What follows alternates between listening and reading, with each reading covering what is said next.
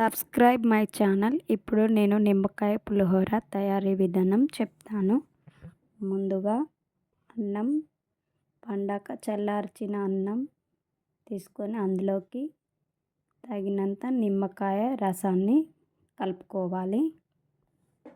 మంచిగా అన్నంకి మొత్తం కలిసేటట్టు కలుపుకోవాలి. తర్వాత పోన్లోకి పల్లీలు, శనగపప్పు, కరివేపాకు, పచ్చిమిర్చి, ఎండుమిర్చి తీసుకోవాలి. ఆయిల్ పోసుకొని ఆవాలు వేసుకొని తర్వాత పల్లీలు, శనగపప్పు వేసుకోవాలి. అవి మంచిగా వేగాక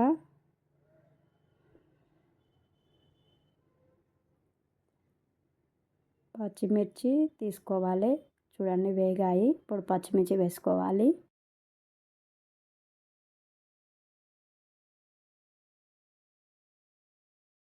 పచ్చిమిర్చి వేగాక ఎండుమిర్చి వేసుకోండి. ఇలా కలుపుకొని కొంచెం దానికి తగినంత ఉప్పు వేసుకోండి.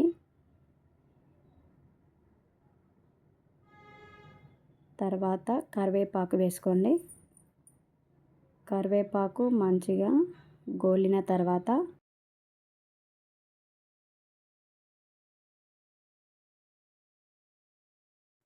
పసుపు వేసుకోవాలి. పసుపు వేసుకున్నాక కొంచెం నిమ్మరసం వేసుకోండి.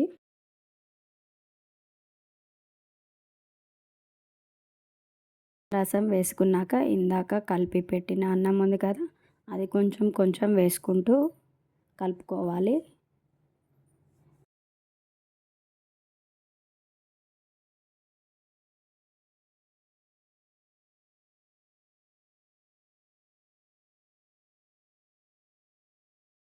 పులిహోర తయారు అయిపోయింది. ఇప్పుడు ఒకసారి ఉప్పు అనేది చూసుకొని తక్కువ ఉంటే కొంచెం వేసుకొని కలుపుకోండి. మనం పోన్లో కొంచెం వేసాం కదా, అది సరిపోకపోతే ఇప్పుడు ఇలా అన్నంలో వేడి ఉన్నప్పుడు కలుపుకోండి.